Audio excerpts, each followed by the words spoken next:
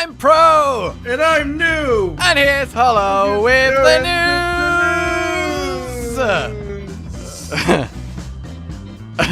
That was really bad. You think that's gonna... I don't... Oh, no, it's leaving. It's going. Oh, no. Go, no! Hey guys, Hollow back again for some more Rise recap news. If you aren't aware, I just returned to Monster Hunter in the last few weeks to finally check out Iceborne, and with Rise right around the corner, we thought it'd be a fun idea for me to check out the best of the smaller news and wrap that all up into one nice video for you. You guys were very welcoming about my first video, so I thought I should make another when we had enough stuff to look at, so thank you for that, guys. Now then, let's recap the recent Rise news, shall we? For the source of a lot of this stuff, it comes from the various socials, interviews, and information the devs have been casually dropping on us via clips and that kind of thing. There's actually all kinds of cool stuff being revealed, like these awesome concept art images, for example, spliced in between various clips of things we already know about or new stuff entirely. So if you want to see it all, just follow their socials. But for this video, we're going to focus on covering the best and most interesting stuff from the last 2 weeks. Starting with a great one though, this short video of the big, lovable bear type, the Arzuros. I love the short intros we get, and this one's great here with him lumbering around and munching on a fish that he's caught. This type of thing gives a great introduction to the nature of a monster, like those little intro moments we have before a new monster to fight during, say, the story campaign of World. And I hope we see more stuff like this in the actual playthrough of Rise. They're always great. But here we see the big lug doing his whole standing swipe combo, moving forward with those wide swipes on each step, or mostly charging movement, charging jumps and smashes. He'll even give you a nice hug and definitely put you down sweetly and kindly right after. Either way, you can definitely expect slow, heavy movements with a lot of weight behind them for sure. But if you aren't aware and you've not seen Azuros before, he's actually part of the bear monster trio. You could say he's the neutral or forest version of them, whereas his companions, the Lagombi and the Volvodon, those are like the ice and fire versions. They're always good monsters to ease you into the game, and were introduced early in GU when I played it, where I first met them. Seeing Azuros is surely an indicator that, hey, maybe the other two will be there in Rise as well,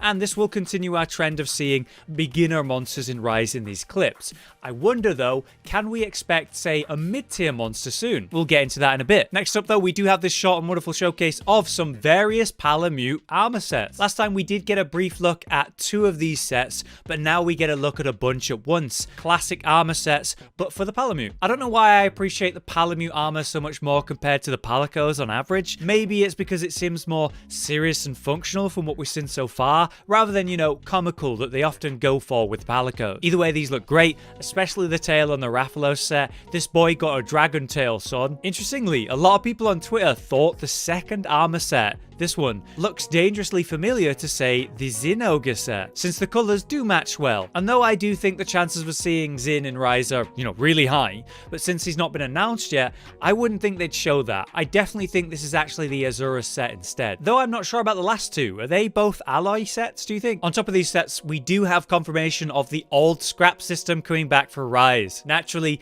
this will help address the extra armor you'll need to craft for your 2 companions, be it Palicos or Palamutes. Instead of using resources that you'd prefer to use on your own equipment, you can now just use the scrap system to craft companion armor with what works for you. I asked Josh about this and he explained that it's quite simple and a really useful system. You convert any monster part into a scrap. So say the lowest, most common part that you got from a monster you could turn into a scrap. Like say a Rathalos shell turning into 2 Rathalos scraps. However, if you do use something rarer and more valuable, then that will turn into more scraps in one go, saving you some time if you do have those materials to spare. So to give you an idea, you could imagine, say, you need 5 Rathalos scraps for a chess piece for a Palico, and instead of needing to farm a Rathalos hoping to get the specific parts you need, you could just make scraps from anything, and that will make our lives easier. So I'm very happy the system's coming back, considering we now have 2 companions that we'll need to gear up. Now last time, we did have a look at the really cool movement and attack pattern of the Great Izuchi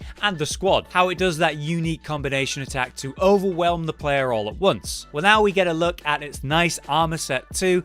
What do you guys think? I definitely appreciate the vibe of this, but I don't know if I would wear this in game myself. The colors do have a really nice pop though. The powerful orange that fades into the subtle yellow, all the feathery fluff on the weapons or edges of the outfit. That looks really snug, it looks very comfy, and we do get to see the hammer with the female version, which is nice to see one of those in Rise for a bit. I love the longsword, but I have to admit, Iceborne's new hammer attacks have really done it for me. Anyway though, with this video, just like the others, we do see both the Palamute and Palico in matching outfits. The Palamute has a light scarf look to it with that bushy tail, while the Palico, would you look at that? It's actually a Palico set that doesn't look like a clown. Their head wrap and mini poncho look really nice, but look at the blade. You don't want to mess with this dude. Finally, we see a bit more of a serious Palico set. But if you want to talk dangerous, let's look at these Wirebug clips. My god, these are some mad hops. The devs must have been playing a lot of Spider-Man. These huge leaps are using the Great Wirebug so that we can travel long distances at huge range through the sky. This is obviously going to be clutch for moving around the mountains and hills that are shown here in these clips so that we don't have to climb up everything all the time. It does seem though that these Great Wirebugs will be found in certain locations